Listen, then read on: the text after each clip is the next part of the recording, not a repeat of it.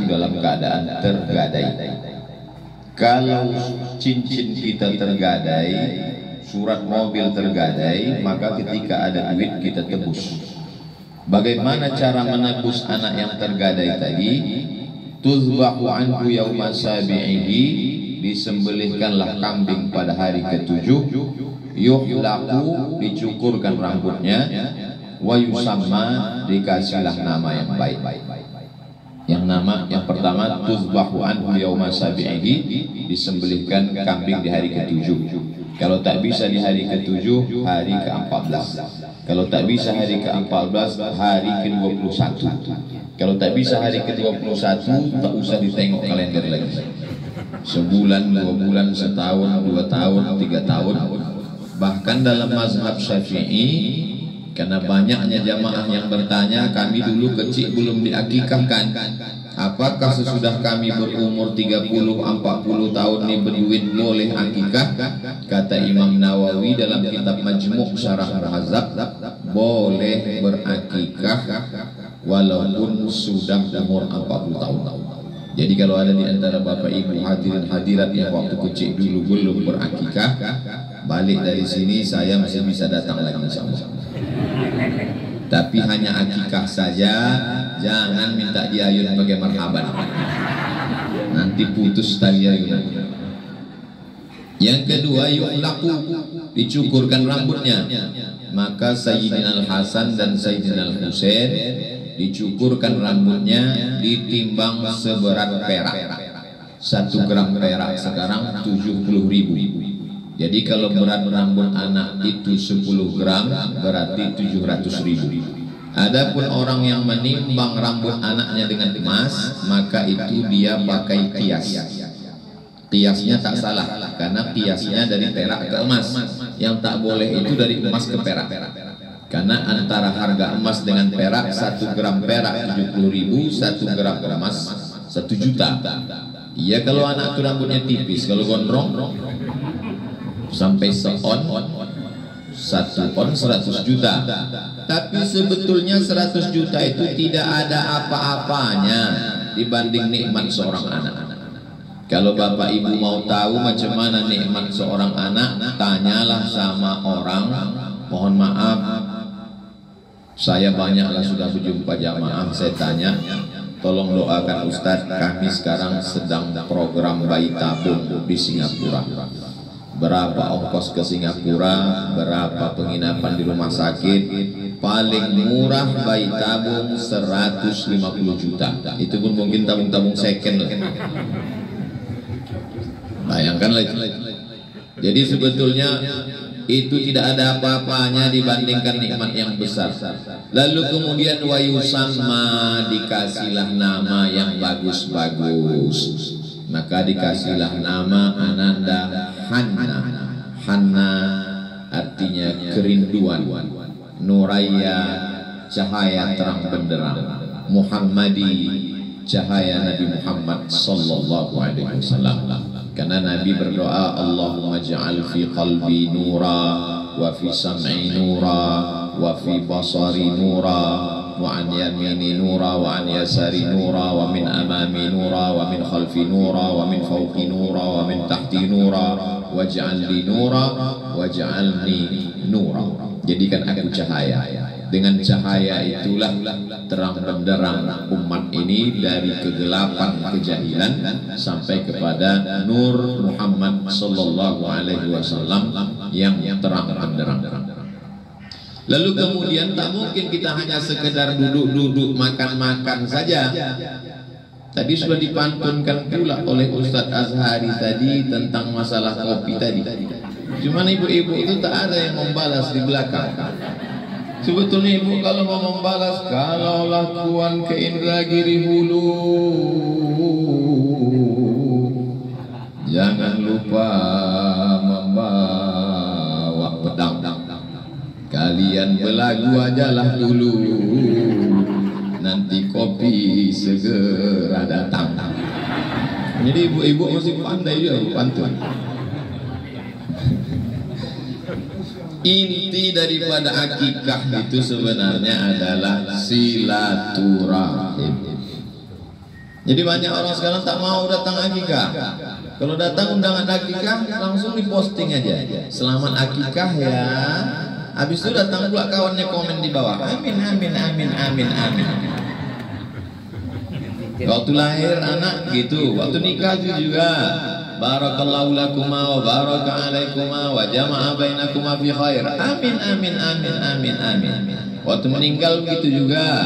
Diambilnya gambar awak, dilingkarnya bulan. Nah, habis itu innalillah, amin amin amin.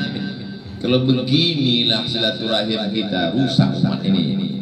Kalau tak dibuat akikah Ananda Hanna Nuraya Muhammadini, tak jumpa saya dengan Ustaz Azhar yang mau mengajak umroh dengan bayar tiket masing-masing tadi.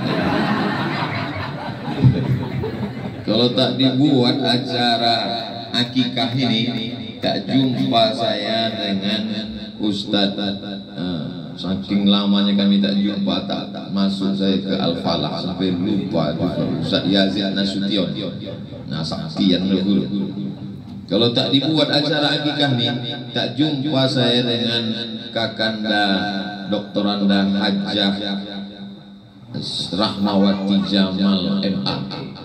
Kalau tak dibuat akikah ini, tak jumpa saya dengan Ananda Farhan Muhammadi. Karena saya ke rumah ini dulu waktu nikah.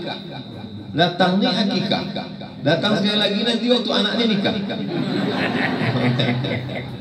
Jadi memang kita ini terlalu sibuk dengan dunia ini. Makanya usahakanlah untuk datang akikah. Kok kenapa tak datang akikah kemarin? Saya ini Pak Ustadz darah tinggi. Jangan kan makan kambing. Menengok kambing aja menaik darah tinggi saya. Kan tidak semuanya kambing. Ada ayam, ada telur ayam. Kalau tak mau kuahnya aja. Tapi setelah saya baca-baca, sebetulnya yang menaikkan darah tinggi itu bukan kambing. Yang menaikkan darah tinggi itu air putih.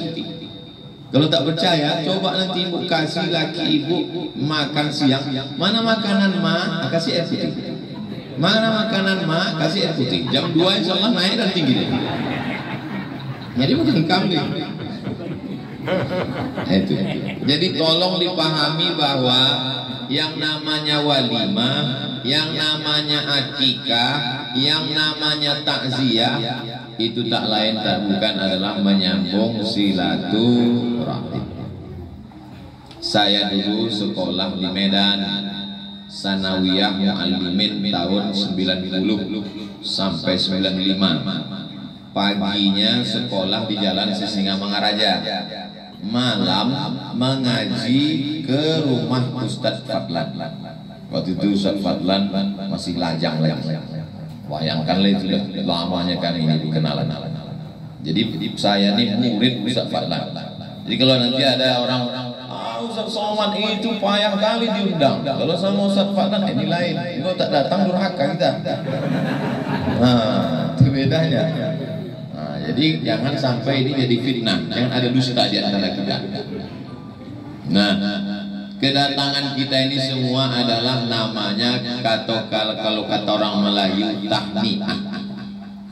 Kalau kita ikut susah namanya takziah. Kalau kita ikut senang namanya tahniah. Menengok Ananda Farhan menikah, kami ikut senang, tahniah. Sekarang beliau punya anak, kami ikut senang, tahniah. Menengok beliau bahagia, sakinah, mawaddah, warahmah, kami ikut senang, namanya tahniah.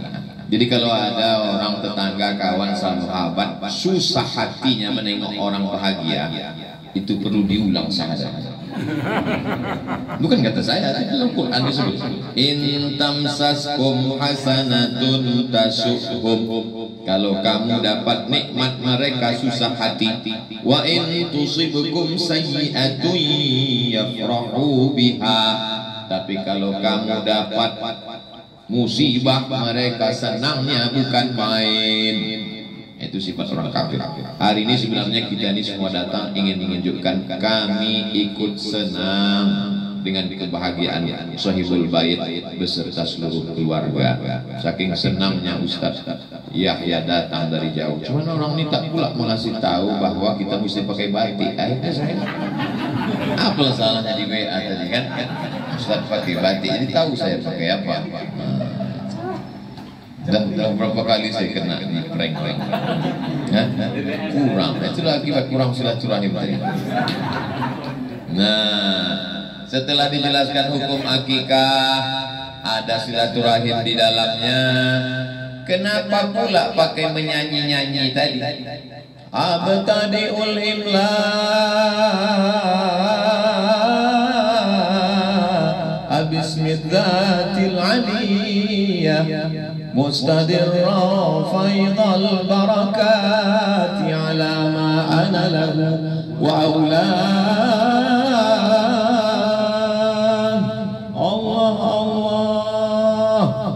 Kalau tidak kita buat pembacaan Barzanji dan Marhaban ini, bergeserlah tradisi ini dengan keyboard tunggal. Makanya nanti ke depan mesti ada musabaqah Barzanji. Ada kampung di Irak, nama kampung itu Barzanjah. Orang Barzanjah disebut Barzanji, orang Makkah disebut Makki, orang Madinah disebut Madani, orang Kampar disebut Kampari. Jadi,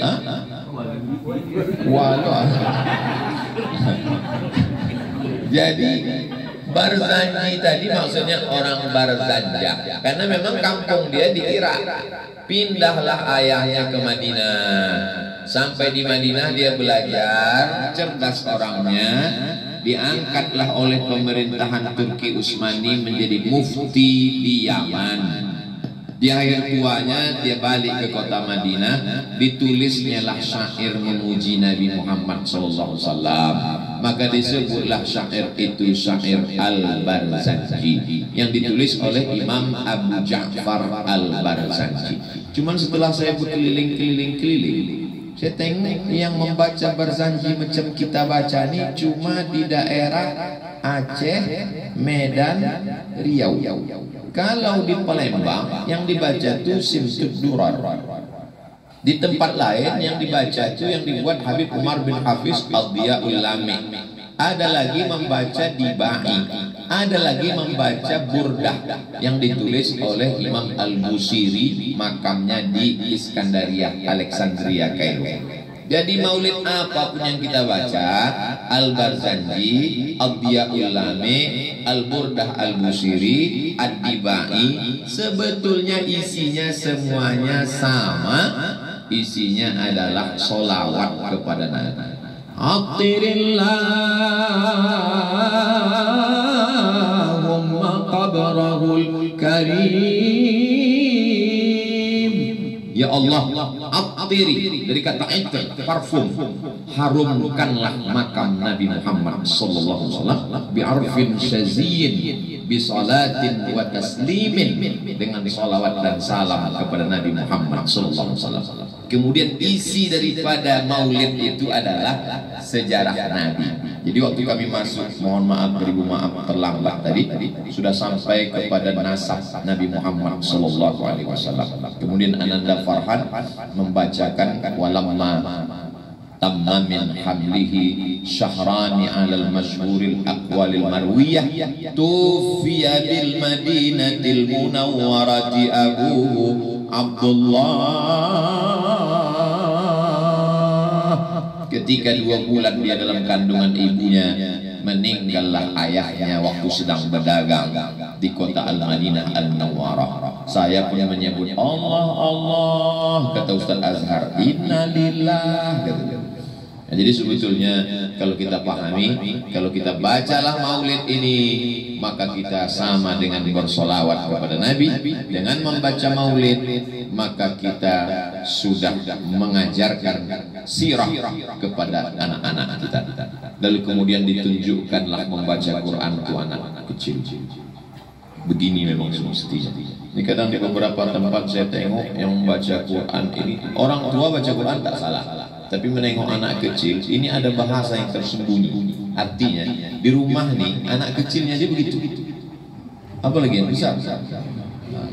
Jadi kalau anak kecil dibuat membaca, dulu ada orang menelpon saya, Ustaz Somad, itu tari persembahan itu haram itu Ustaz, tolong Ustaz ceramahkan tari persembahan haram. Saya bilang di mana haramnya? Karena ada kata sembah, yang disembah itu kan Allah. Masa pula menyembah bupati gubernur? Oh kalau gitu kita robah, tak usah dibuat tari persembahan. Apa namanya? Tari ahlan wa sahlan. Kan menyambut orang kan? Tetap juga haram Pak Ustaz. Di mana letak haramnya? Karena yang menari itu membawa tepak sirih itu anak gadis. Pejabat-pejabat itu kalau menengok anak gadis itu lupa bininya di rumah. Oh kalau begitu kalian robah buat anak TK, saya bilang. Latih anak TK menari. Akhirnya di beberapa tempat anak TK lah menari membawa tepak sirih. Saya pun awal-awal dulu tausiah dibawakanlah tepak sirih. Saya ambil sebiji selembar sirih. Rupanya disobek sikit aja. Awak tak tahu selembar merah muka. Rupanya sikit aja disobek. Jadi tradisi-tradisi ini kalau tak kita jaga, na'udzubillah, serangan drama Korea, sinetron India, lagu K-pop, keyboard tunggal, ini akan menggeser tradisi marhaban, barzanji, maulid. Jadi apa yang dilakukan oleh Al-Mukarram beserta seluruh keluarga besar hari ini bagian dari dakwah. Walaupun saya hanya menyampaikan di rumah ini, tapi ini berapa banyak TV yang sedang streaming ini. Dan ini akan diupload nanti ke channel masing-masing. Jangan lupa subscribe, like, share, and comment. Nah, udah ku endorse sudah. Tak bertambah juga viewer entahlah. Jadi sebetulnya di bagian dari syiar, bagian dari dakwah. Mudah-mudahan nanti lahir anak cucu kita buat macam-macam. Diadakan motong kambing, potong rambut, kasih nama, silaturahim, baca Quran, baca maulid. Kenapa pula berdiri kita tadi? Tiba-tiba sedang duduk, tahu-tahu berdiri. Marhaban ayyanu rol aini marhaba. Diambil dari kata rahab, artinya tanah lapang. Marhaba artinya hati kami lapang menerima tamu-tamu yang semua datang pada kesempatan kali ini. Marhaban ya nural aini, selamat datang nur cahaya aini, cahaya mata. Jadi nurul aini di situ adalah cahaya mata. Orang Arab kalau dia memanggil orang kesayangannya, dia katakan ya nural aini, wahai cahaya mataku. Kalau orang kita, wahai buah hati belayan jiwa. Jadi kalau cahaya mata memang tepat. Mata ini bisa menengok karena cahaya, jadi cahaya mata. Tapi kalau buah hati, tak kan hati berbuah. Tapi karena itu sudah bahasa kita boleh buat. Ya, jadi Nurul Aini. Jadi ibu-ibu yang kebetulan namanya Nur Aini, jangan kepedean.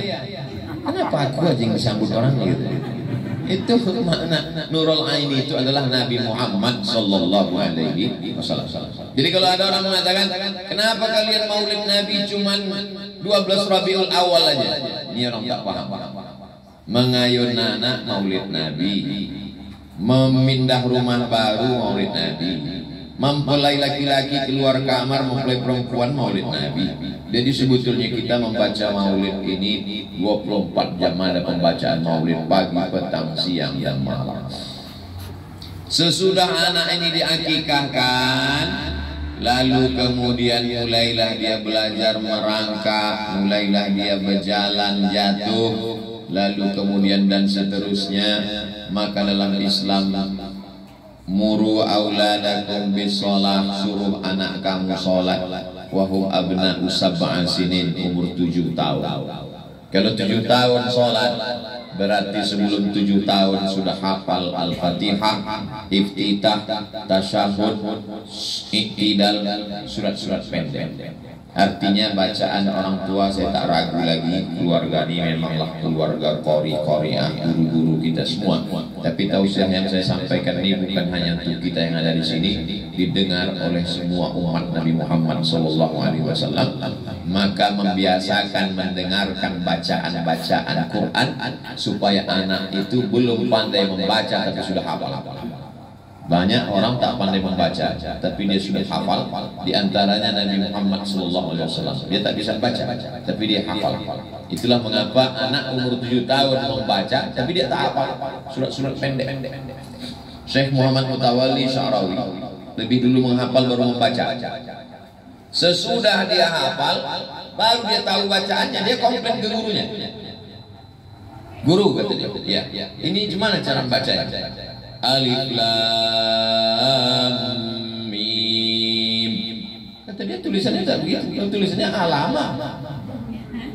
Jadi lebih dulu mendengar baru membaca. Karena memang bunyinya lain. Tak ada di situ alif, tak ada huruf fa di situ.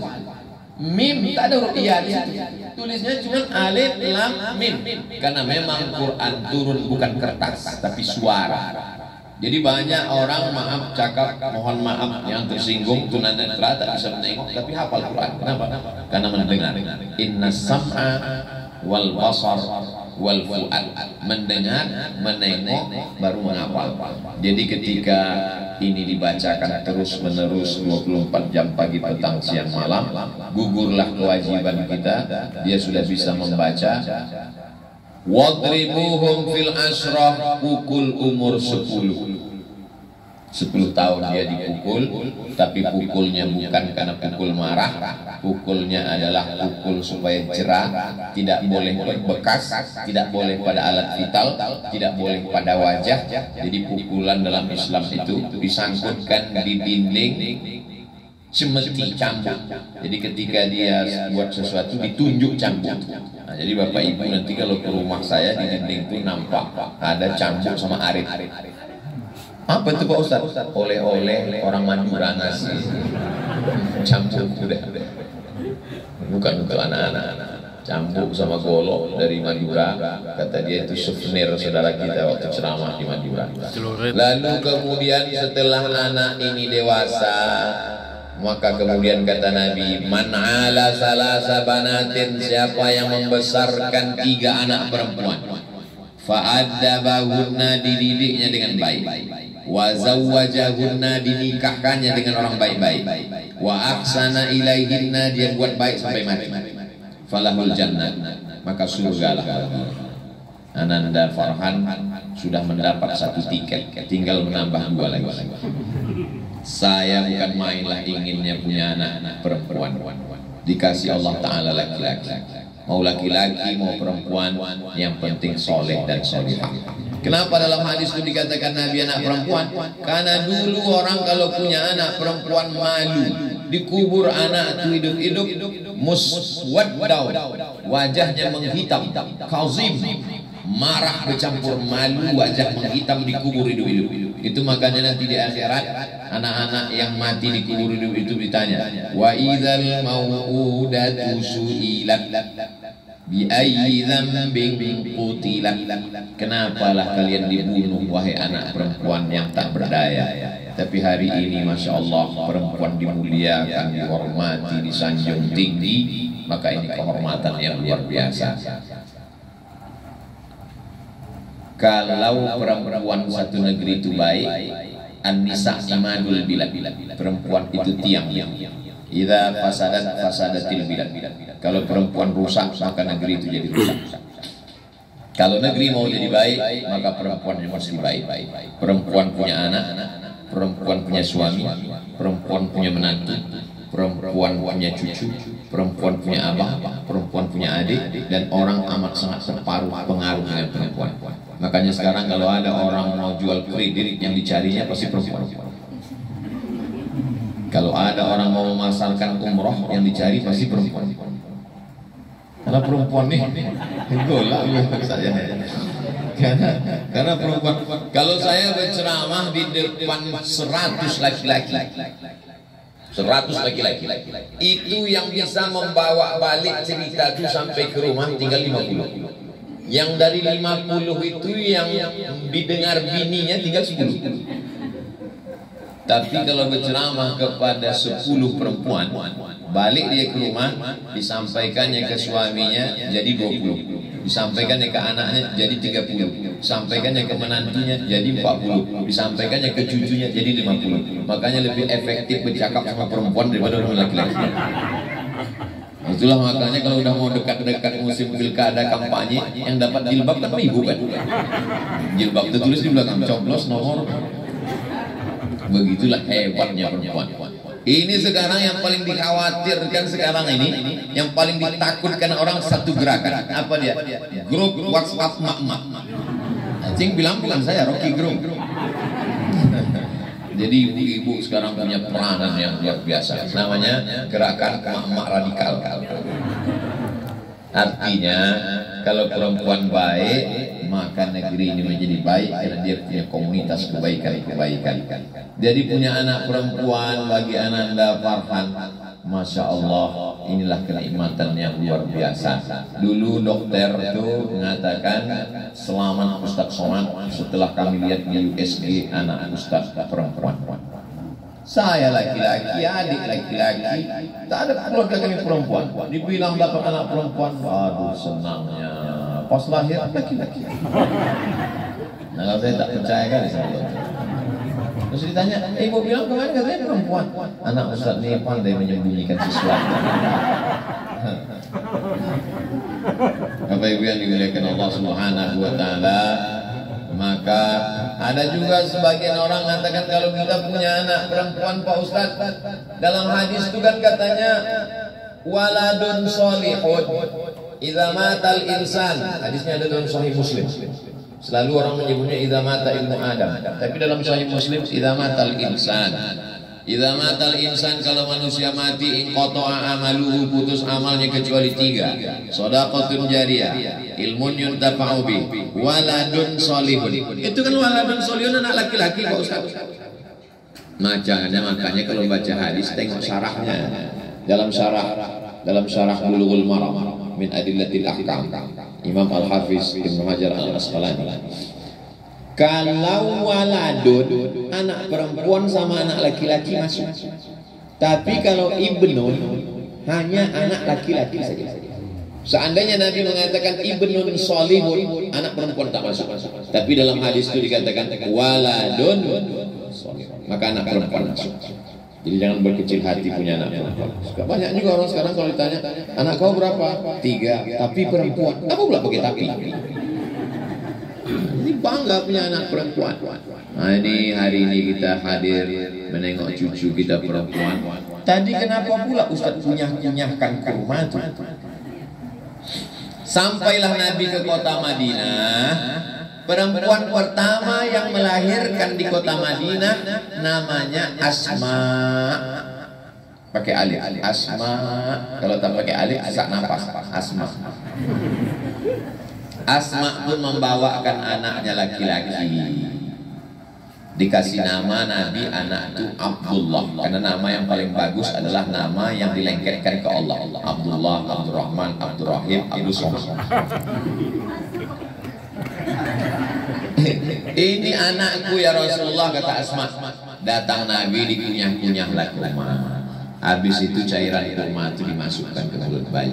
Kita kalau kita tanya mak kita, nenek kita, Nek, kenapa anak bayi itu kasih kurma? Memang udah begitu dari dulu. Usah kau tanya, banyak tanya masuk neraka kau nanti. Jadi ditelitilah di Ain Sham University Kairo. Rupanya anak yang baru lahir ini kedinginan, menggigil dia. Itu makanya banyak di rumah sakit anak yang baru lahir itu kan dimasukkan ke dalam kotak macam akuarium, itu apa namanya? Nah, karburator. Saya tahu, cuman ngetes saja. Jamaah ini masih ingat apa tidak? Dimasukkanlah anak yang kedinginan tadi ke dalam inkubator, lalu di setel beberapa derajat Celcius. Sesudah itu perawat itu pun asik main handphone. Begitu ditengok budak itu masak.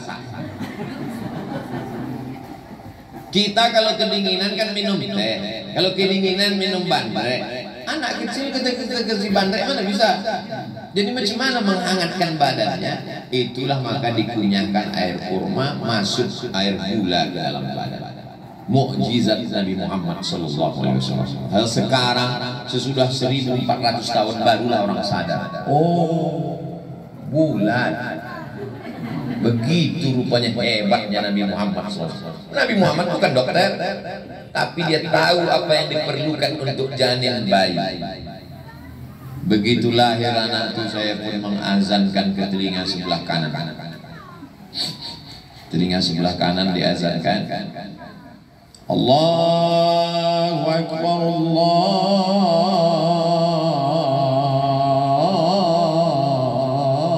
Akbar. Itu bukan azan untuk masjid, itu azan untuk bayi. Sekarang banyak juga kita perhatikan di masjid ini, azan sholat bunyi azan bayi. Itu maka orang tak masjid.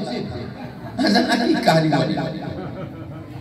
Bunyinya sama. Dalam hadis riwayat Imam At-Tirmidzi, mengazankan anak bayi itu hadisnya dalam Sunan Tirmidzi. Status hadisnya hadis hasan. Sekarang ada orang melarang, jangan azankan anak bayi lahir, jangan diazankan. Itu kata Imam Tirmidzi hadisul hasan. Hadis paling tinggi sahih, di bawah sahih hasan. Hasan sama sahih ini tidak ada. Kalau tuan membeli kubis dibeli di kota Padang, begitu ceramah hampir habis, kopi pun segera datang. Ini tuh membalas yang tak sabar bertanya-tanya kopi. Jadi ketika anak itu lahir, yang dibisikkan pertama kali ke telinganya adalah kalimat tauhid, la ilaha illallah. Ustaz, waktu anak Ustaz lahir, Ustaz azan kan ya? Pegang kepalanya sebelah kiri, telinganya sebelah kanan. Terus apa yang Ustaz inginkan dari anak Ustaz itu?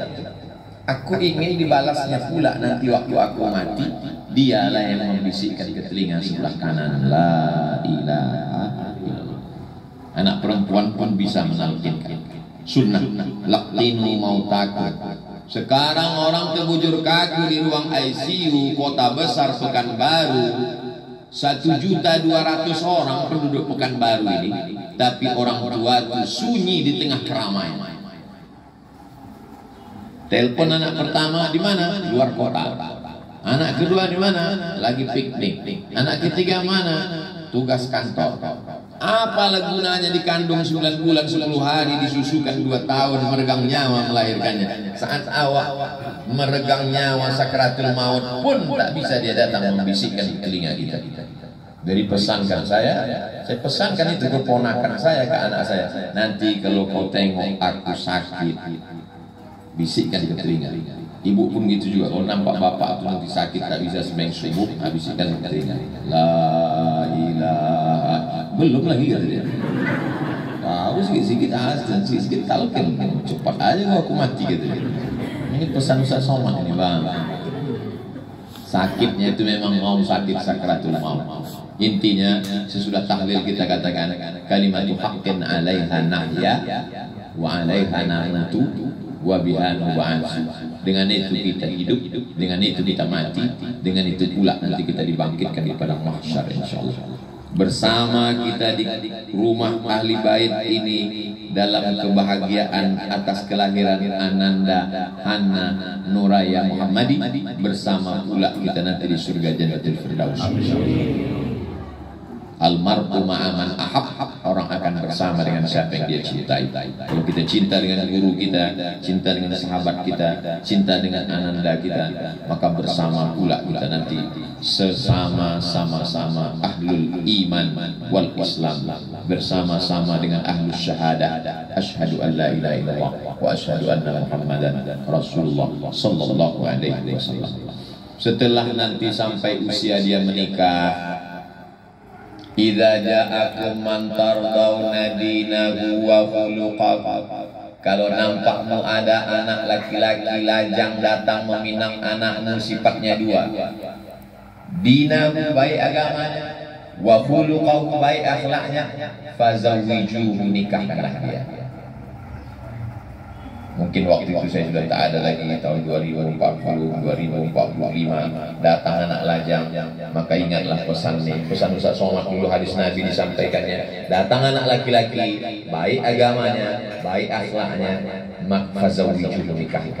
Illam taf'alu, kalau tak kau terima pinangannya, dua terjadi. Takun fitnatun fil ardi wa fasadun arid, akan terjadi fitnah yang luar biasa dan kerusakan yang sangat luas. Ini yang terjadi sekarang. Orang menunda-nunda pernikahan anak karena menunggu, akhirnya malang tak dapat ditolak, untung tak dapat diraih. Lama hidup banyak dirasa, jauh berjalan banyak ditengok, lama jadi ustaz banyak yang curhat. Kalau Tuhan pergi ke Makkah, jangan tawaf bonbon di kulum. Walaupun sedang mendengar ceramah, kopi memang sudah boleh untuk diminum. Karena segan pula orang minum kopi kan. Bapak Ibu yang dimuliakan Allah Subhanahu wa taala. Jadi nanti kalau datang orang meminang anak ibu, baik agamanya, baik akhlaknya, terimalah. Saya tak 1, 2, 3 kali Pak Bu. Assalamualaikum Ustaz Somad. Waalaikumsalam. Bisa kita jumpa Pak?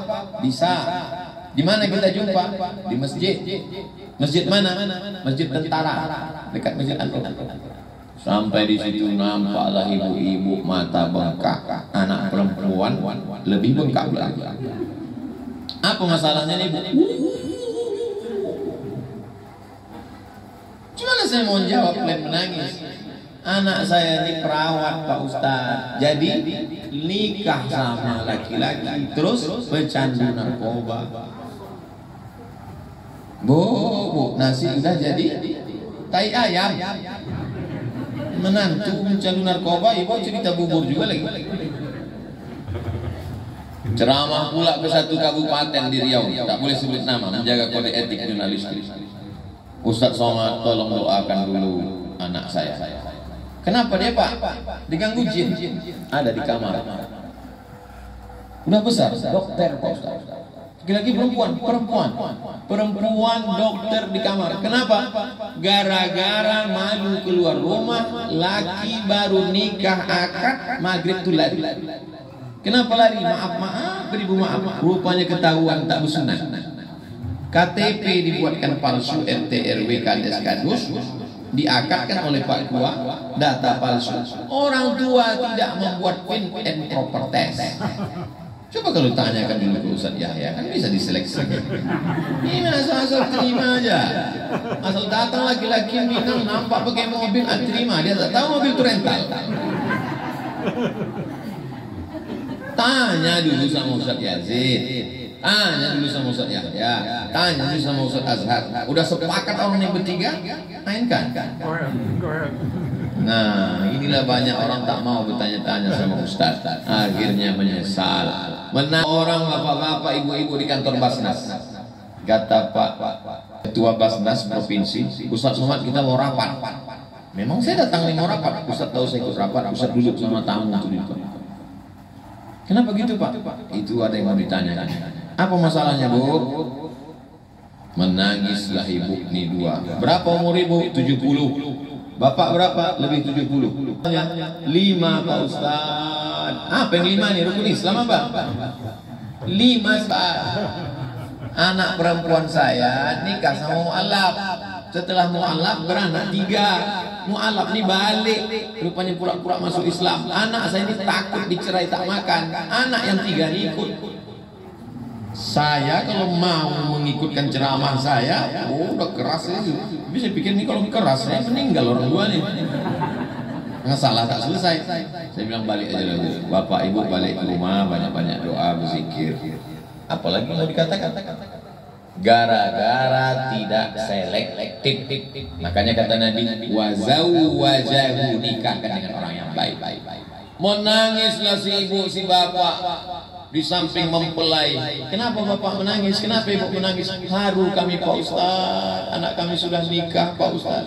Jadi selesailah tanggung jawab kami Pak Ustaz. Kata siapa? Siapa yang bilang tanggung jawab kalian selesai? Siapa yang bilang tanggung jawab kalian selesai kalau anak sudah menikah? Dulu anak itu waktu gadis, jilbabnya panjang, bajunya panjang, tiba-tiba seminggu menikah dibawa lakinya, datang-datang rambutnya gerabang macam sarang tawon, 3 warna merah kuning kelabu, kukunya hitam.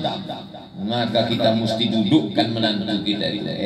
Setan, kenapa kau buat anakku ini begini? Ini bukan jumpa kau di tong sampah. Sampai mati orang tua punya perhatian terhadap anak menantunya, sampai akhirnya malaikat maut datang mencabut nyawa. Utlubil ilma minal mahdi sampai ke liang lahat. Jadi bercerita tentang ceramah amar ma'ruf nahi munkar sampai ke liang lahat. 2 gendang. Kalau tidak kita dulu mati, dia duluan mati. Berapa banyak ibu-ibu umur 70, 80 2 kali anaknya kumandikan Pak Ustaz. Waktu kecil dulu kumandikan, jenazahnya kumandikan. Tapi ada pula orang yang beruntung, dia memandikan anak, habis itu dia pula dimandikan anaknya, tak dimandikan orang lain. Memang yang paling bagus memandikan jenazah kita ini adalah anak kita. Makanya buat di masjid-masjid itu pelatihan penyelenggaraan jenazah, buat dalam kurung untuk anak muda saja. Ini banyak juga kadang penyelenggaraan hadir tua-tua. Orang tua tak usah hadir karena kalian yang menyelenggarakan nanti. Anak-anak muda inilah supaya nanti kita mati jangan sampai dimandikan orang yang tak punya tata krama sopan santun. Iya, kalau kita orangnya baik di daerah di kampung itu. Kalau kita orangnya sombong, itulah kesempatan orang untuk balas dendam. Inilah ibu yang sombong dulu kan. Kalau mau nawar, mau membunuh, disemprot orang itu pakai dorsmir. Saudaraku yang dimuliakan Allah Subhanahu wa taala, makin lama tausiah saya ini, masjid pun sudah suara mengaji. Jam 12. Kopi pun belum juga diminum anggota nih. Itulah agaknya yang dapat saya sampaikan sebagai cerita-cerita untuk menyenangkan hati guru kita, ananda kita. Mudah-mudahan kita termasuk orang-orang yang mendapatkan keturunan yang soleh dan soleh.